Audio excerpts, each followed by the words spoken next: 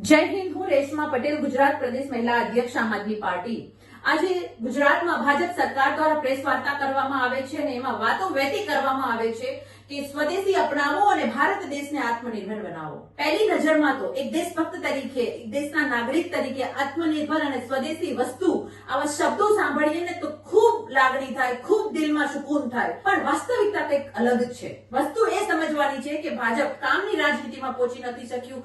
ભાજપ ભારતને આત્મનિર્ભર બનાવવાની જે વાતોના વડા કર્યા હતા ને એમાં પહોંચી નથી શક્યું। એની કામની રાજનીતિ આજ ફેલ થઈ ગઈ છે। પોતે ભારતને આત્મનિર્ભર નથી બનાવી શક્યું। એટલા માટે આજે આવી શબ્દોરૂપી પ્રેસ વાર્તાનો સહારો લઈને ભારે ભરખમ દેશભક્તિને લાગણી અને અડી જાય એવા શબ્દો વેતા મૂકી અને માત્ર ને માત્ર વાતોની રાજનીતિ શરૂ કરી છે। ખાસ મારે એટલું કહેવાનું છે કે આજ પ્રેસ વાર્તામાં ભાજપ સરકાર એવું કહી રહી છે કે અમે વિદેશી વસ્તુનો ત્યાગ કરવાની વાત નથી કરતા। તો તમે ત્યાગ કરવાની વાતો નથી કરતા તો સ્વદેશીની વાતો કઈ રીતે કરી શકો છો? તમે પહેલા બેન કરી શકશો વિદેશમાંથી આવતી વસ્તુને, આયાત ઉપર રોક લગાવી શકશો વિદેશમાંથી આવતી વસ્તુનો?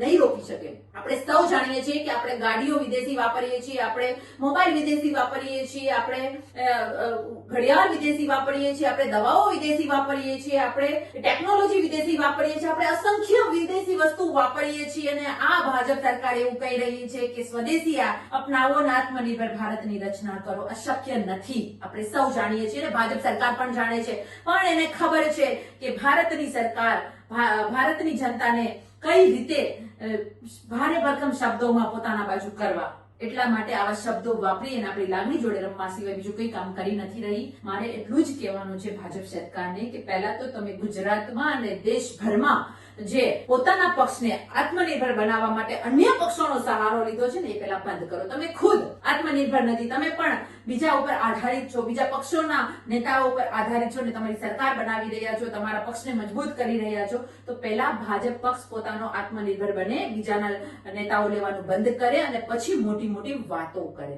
એટલે આ તકે મારે એટલું જ કહેવાનું છે જનતાને કે ભરમાશો નહીં। આત્મનિર્ભર અને સ્વદેશીની વાતો માત્ર શબ્દરૂપી વાતો છે, વાસ્તવિકતા એનાથી અલગ છે।